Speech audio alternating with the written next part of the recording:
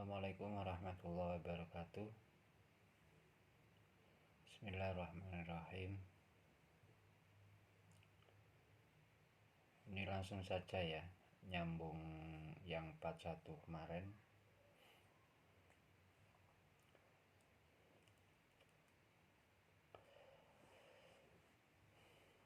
Ini coba aja langsung saya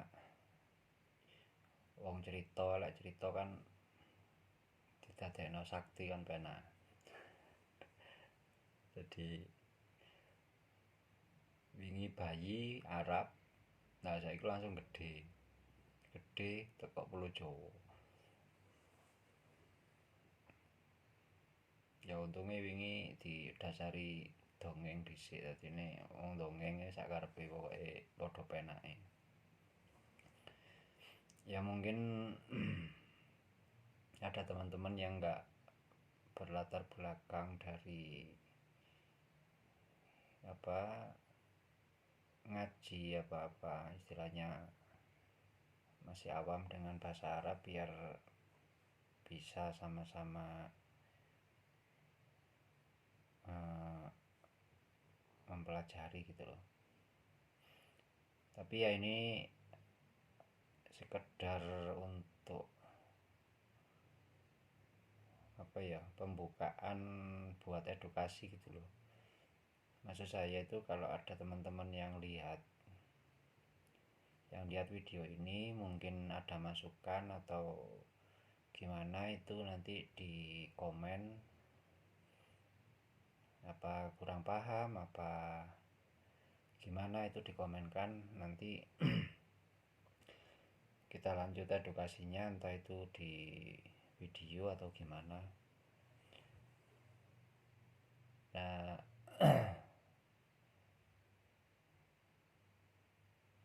kenapa kayak gitu? Maksud saya itu biar tahu juga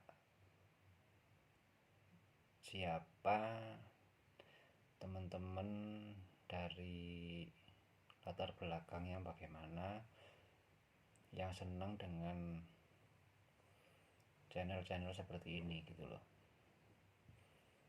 Terus nanti luasnya keilmuan itu kan kita berasal dari sanad-sanad yang belum tentu sama tuh. Ada yang dari sanad tradisional murni dari Jawa, ada yang sanadnya dari luar kayak dari Arab, maksudnya ke atasnya itu loh. Jadi saya biar bisa memosisikan gimana bisa saling enaknya itu loh, antara sesama kita yang suka mengkaji masalah jati diri kita. Ngoten nggih. Oke, kita lanjut. Jadi dari kemarin yang jari 5 ini, yaitu yang di Arab Muslim, Mukmin, Muhsin, Mukhlis, Mutakin. Lagi begitu dia besar, ada di Jawa, konsepnya ini sama dengan yang dirangkum oleh para wali songo dengan Pandowo Limo gitu loh. Jadi jempolnya ini Yudhistira sebagai ratu, terus telunjuknya ini Bratasena yang menyimbolkan kekuatan, Janaka ini menyimbolkan lanangi jagat. Tadi dia punya julukan Parto, itu sugih. Nah, ini Nakula Sadewa. Makanya ini kembar antara Muslim Mukmin, ini kan kembar. Perbedaannya itu cuman timbangan berat masalah keyakinan kemarin itu loh. Jadi yang Muslim ini kan kemarin dia percaya, tapi keyakinannya itu dia percaya makanya sudah syahadat, tapi keyakinannya itu masih tarik ulur gitu loh, belum apa ya, durung anteng gitu loh, keyakinannya itu durung anteng, belum kuat dan anteng. Nah, terus kenapa kemarin saya sebutkan juga cuman jempol yang bisa berhubungan dengan 5 jari. Berhubungan itu dalam artian maksudnya posisi kayak gini, bersentuhan ujung antar ujung.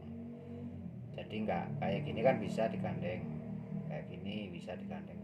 Tapi yang dimaksud berhubungan ini ujung antar ujung. Karena ini nanti dalam pembahasan yang lebih dalam, apa ya, kita ngaji itu kan nggak cuman teori tok gitu loh. Jadi nanti ada amaliyah yang dalam di Jawa itu kita kenal dengan rasa karso cipto itu loh. Nah itu nanti latihannya itu di ini bersentuhan karena masing-masing ujung jari ini kalau secara medis bisa coba dibuktikan nanti untuk mungkin bisa mereview pembacaan saya ini. Jadi tapi saya yakin walaupun secara medis tiap ujung jari ini akan keluar zat yang berbeda gitu loh. Itu dari anasir 4 anasir 5 cahaya yang ada dalam tubuh kita itu nanti ini keluarnya di masing-masing ujung jari ini. Makanya kita makan itu paling baik itu pakai jari. Itu masalahnya yaitu di ujung jari ini zat yang membantu pencernaan kita untuk menghancurkan makanan. Itu kalau dari sisi medis. Jadi kalau mungkin nanti kedepannya ada teman-teman yang dia dari jalur medis atau mungkin ini sudah ada penelitian cuman saya yang nggak tahu, ini keyakinan saya dari membaca unsur-unsur dalam diri itu. Jadi tiap ujung jari ini akan memunculkan zat yang berbeda. Nah, zat ini nanti bisa dikombinasi. Jadi ini zat ini ketemu ini jadi bisa menjadi campuran baru yang dia itu menjadi zat lain lah istilahnya itu, entah itu untuk menguatkan dalam hal yang mana itu. Saya yakin itu kalau di riset secara medis ini akan kayak begitu. Tapi untuk secara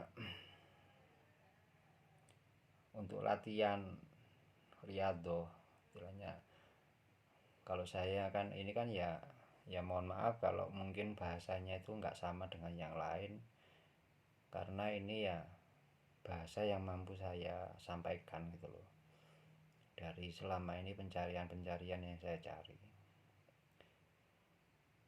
Nah, riyadhah yang saya maksud itu kan nanti bisa dilakukan kalau saya nyebutnya itu secara olah rasa. Jadi olah rasa itu mengenal rasa, membesarkan rasa kita. Nah itu masing-masing dari elemen tanah, elemen air sampai terakhir ke cahaya itu masing-masing itu nanti penggabungannya itu di sini, di ujung ini itu. Jadi makanya yang masalah Pendowo Limo atau Muslim sampai Mutakin itu yang bisa menyentuh ujung sama ujung ini cuma jempol. Ngoten nggih. Nyabi terutama yang saya perlukan itu komen gitu loh. Bahasa saya ini mudah atau bisa dipahami apa enggak gitu loh. Kalau sulit dipahami, nanti biar saya cari solusi gimana caranya menyampaikan gitu loh. Karena masalah bahasa itu kan kebanyakan itu jadi kendala menghambat seseorang untuk mudah memahami sesuatu. Jadi mohon dibantu nggih.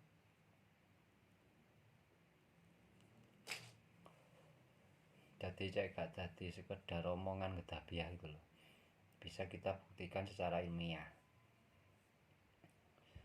Nah, jadi Sadewa, Nakula, Arjuna, terus Bratasena, Puntadewa. Nah, ini nanti detailnya nanti mangke uraian mungkin kedepannya aja lah, atau teman-teman ada masukan yang mana mau dibahas gitu ya. Ini kan kita cuman baca inti-intinya aja, inti-intinya masalah membaca diri kita yang dibawa dari diri kita sendiri sejak lahir. Nah, dari 5 unsur ini tadi, dari Pandowo 5 ini, atau dari 5 tahapan Islam Muslim sampai mutakin ini, posisinya kan genggam. Nah, terus coba apa yang kita genggam waktu lahir gitu loh. Coba kita buka apa yang kita genggam. Yang diberikan itu kan dalam genggaman. Ini kan yang jari ini yang menggenggam, otomatis bukan jari ini tok yang harus kita baca, tapi yang dalam genggaman itu apa saja gitu. Nah, ini salah satu yang bisa saya baca. Mungkin teman-teman ada masukan atau dari keahlian tersendiri, terutama saya yang nggak punya patokan itu sidik jari ini kan pasti ada. Ini inti punya manusia. Cuman saya nggak punya istilahnya, kalau ya nggak tahu kedepannya kalau saya bisa menemukan ya. Untuk sidik jari ini sebetulnya inti juga, tapi terus terang saya kalau sekedar kotak gaduk tanpa dasar kan saya nggak mau gitu.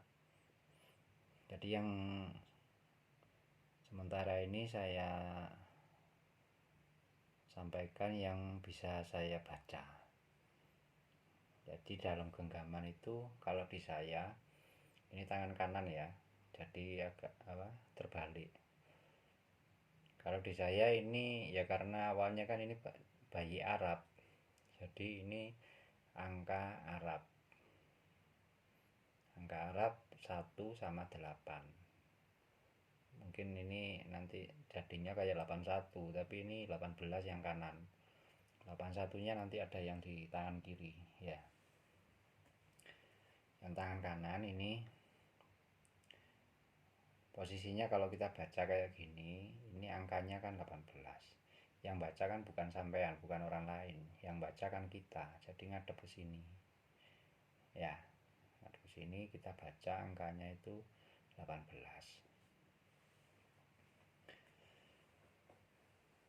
Jadi yang dipegang Pandowo 5, yang digenggam Pandowo 5. Ini kita kalau detailnya kan nanti Yudhistira itu Jimat Kalimasada, Puntadewa itu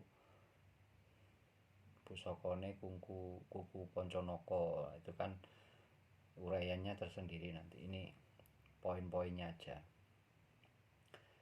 Karena di sini tertulis angka 18 ya. Karena bayinya ini bayi Arab gitu kan. Nah, otomatis kita yang muslim itu punya petunjuk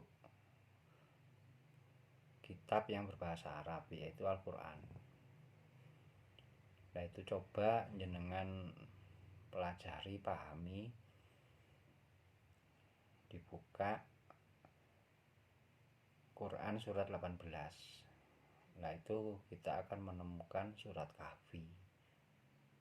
Nah, Kahfi itu maknanya orang menceritakan tentang orang-orang yang ada dalam gua, kan gitu. Kahfi itu artinya gua.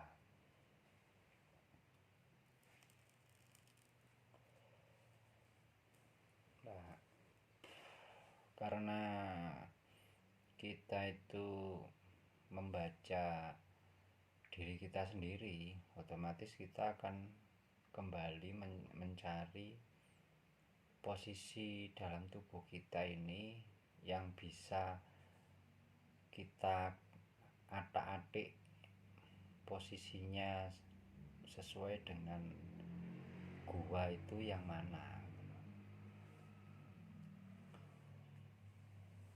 Jadi nanti itu kalau jenengan coba kalau lihat gambar sendiri di terus uraian saya ini sesuai enggak. Jadi yang bentuk seperti gua itu posisinya dada kita ini. Jadi dia ini tulang, ini susunan tulang belakang, terus dia masuk gitu kan, kayak gua.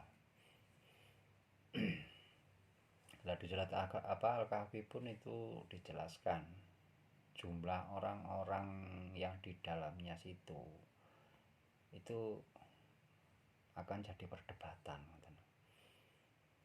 Ini jadi kita sambil membuktikan kebenaran Al-Quran. Jadi di situ sudah dijelaskan. Jadi perbedaan antara jumlahnya orang-orang yang ada di dalam gua itu ada yang nyebut 3, 5, 7. Nah, kebenaran Al-Quran ini bisa kita buktikan di konsep-konsep pengenalan jati diri. Jadi ada yang bilang nafs itu di konsepnya lawamah, terus apa itu saya agak lupa tuh, lawamah kan itu ada itu berapa itu jumlahnya itu.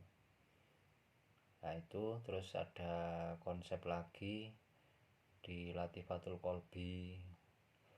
Nah konsep-konsep di wilayah sini itu kan beda-beda. Jadi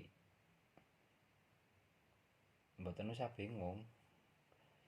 Jadi yang tentrem, jadi cara ngikutinya itu yang menentramkan jenengan, yang istilahnya ngikuti konsep itu yang membuat jenengan tenang. Itu ciri caranya ngikuti. Cara milihnya itu kayak gitu. Kalau diikuti semua nanti bingung sampean. Jadi cara ngikuti itu diikuti salah satu mana yang sampean itu mudah memahami, nggak bikin sampean bingung. Nah itu ikuti. Atas dasar apa? Atas dasar petunjuk Kanjeng Nabi bahwa ciri ini kebenaran itu adalah sesuatu yang menentramkan. Nggih. Mungkin teman-teman ada yang ingat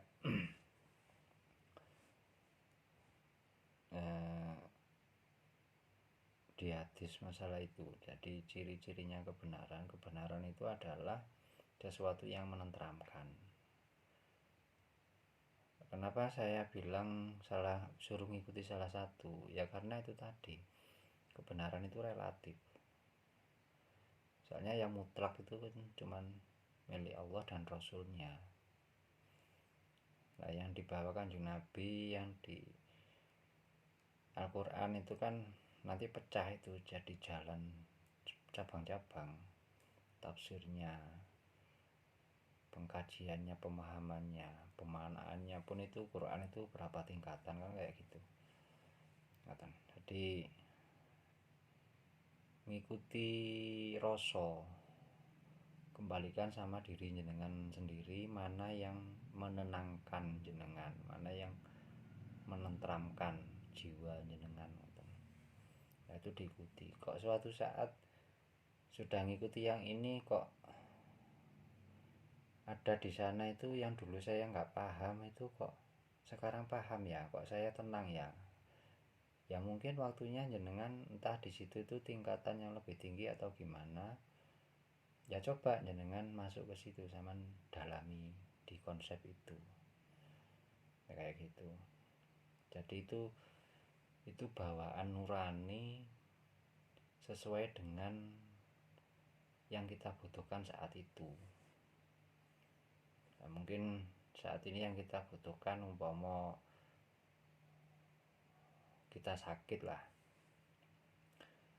umpama kita ini sakit sedang mengobati diri, gampangannya gitu. Nah saiki ini sakit kita itu saiki ini sakitnya panas, kita butuh obat penurun panas kan kayak gitu loh. Udah kita cocok, panas selesai, kita jalan lagi. Kok suatu saat kita sakit lagi, tapi sakit ini sakit batuk sama pilek gitu loh. Nah otomatis kan obatnya nggak sama ya gitu. Jadi sesuai dengan apa yang kita butuhkan. Lah itu biasanya itu yang bisa mengikuti itu diri kita sendiri, dari nurani itu. Nah makanya riadoh memekakan rasa, jadi ngelatih rasa biar peka, mengikuti siratan-siratan di sini itu penting. Di konsep tasawufnya Wali Songo yang dirangkum secara sudah menjadi Jawa pun kan yang diutamakan itu rasa karsa cipta. Tapi kebanyakan kan sebatas konsep, tapi pelaksanaannya itu gimana kan jarang tau kita dapatkan kayak gitu.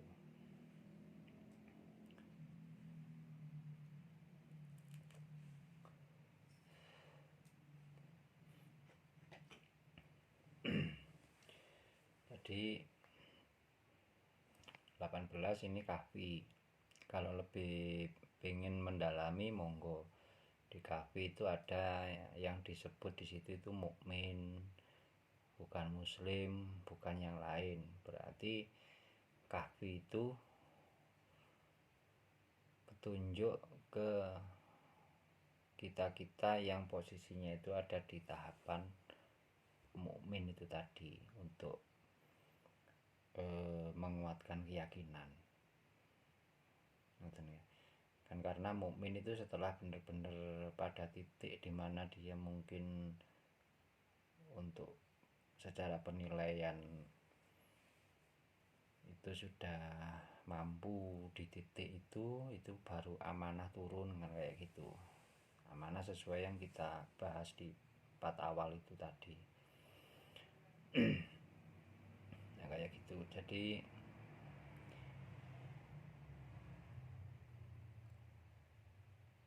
untuk video pertemuan sing ini mungkin untuk buat part kedua ya, nanti ini udah panjang. Untuk tangan kanan ini apalagi ya, nanti selanjutnya ke bagian-bagian yang lain, sebelum nanti kedepannya kita nyoba edukasi yang satu-satu tadi Brotoseno ya Pak Brotoseno. Terus kalau secara Arabnya ya muslim mukmin itu nyoba nanti kalau teman-teman mau pengen dikomenkan aja, jadi kita buat untuk bahan edukasi. Jadi yang penting kita selesaikan dulu konsep-konsep dasar ini ya. Jadi yang tangan kanan ini 18, terus yang PR saya sendiri itu sebetulnya ini kan gak sama ini tiap orang, ini sidik jari. Ini sebetulnya luas, tapi ini saya yakin mengarahnya ini sebetulnya bisa dibaca untuk perjalanan hidup lah, delok pusaran-pusaran ini. Tapi saya sendiri kalau nggak ada panduannya, entah itu ke kitab suci atau ke Al-Quran atau ke hadis yang kita buat pegangan lah untuk di syariat, itu saya nggak berani nanti kodak-kaduk tanpa sanad gitu loh. Yang penting dari keilmuan itu kan sanad. Kenapa sanad? Sanad itu mata rantai sambungan keilmuan, ini harus menyambung sampai puncak pada pemilik ilmu, yaitu al-waris, kan kayak gitu. Jadi waris ilmu ini jatuh ke siapa? Lah ini harus kita berusaha mencari sambungannya ini. Jadi ilmu itu kayak gitu. Yang dimaksud dengan ilmu yang bermakna cahaya. Al ilmu itu nur. Jadi bedakan antara ilmu sama pengetahuan. Jadi kalau ilmu itu yang masuk ke dalam dada, melapangkan dada. Kalau pengetahuan itu biasanya yang dari luar diri kita baca, kita lihat, kita dengar, kita cium, yaitu nanti terangkum menjadi kalimat, tersimpan di memori yang ada di belakang kepala. Nek wong Jawa, nek basa Malang itu jitok, tengkuk. Memorinya itu semua kan ada di sini. Makanya kita berpikir, semua itu karena di sini terbuka. Terus memori ini keluar dari ruang memori ini, saya ke sini bekerja di alam pikiran kita ini. Tapi itu kapan-kapan nanti pembahasan masalah dikhususkan ke masalah itu gitu loh, biar enggak nyempal-nyempal. Nggih. Mungkin untuk pertemuan yang sekarang bahannya saya cukupkan itu aja dulu.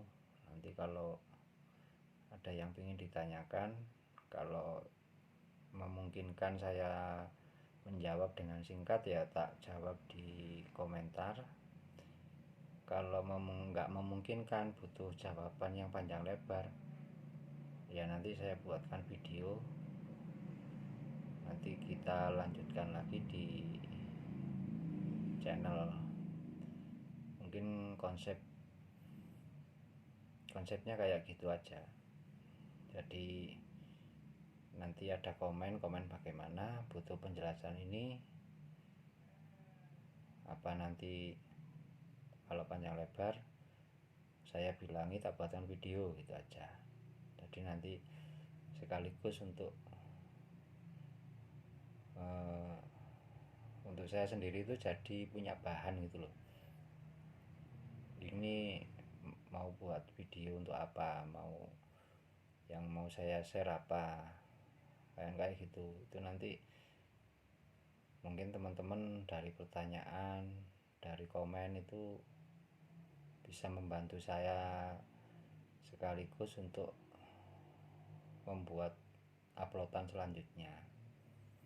Ngoten nggih, jadi bisa saling bantu. Aku mikir dhewe iki upload apa, bahas apa kan berat. Jadi nanti kalau ada saling sinergi gitu, kayaknya lebih enak kayaknya ya. Sementara itu dulu untuk sing ini, tapi masih mungkin habis ini masih masalah bayi Arab ambil sing pindahan Jawa untuk yang tangan kiri. Nggih. Jadi untuk part 2 saya cukupkan sekian dulu.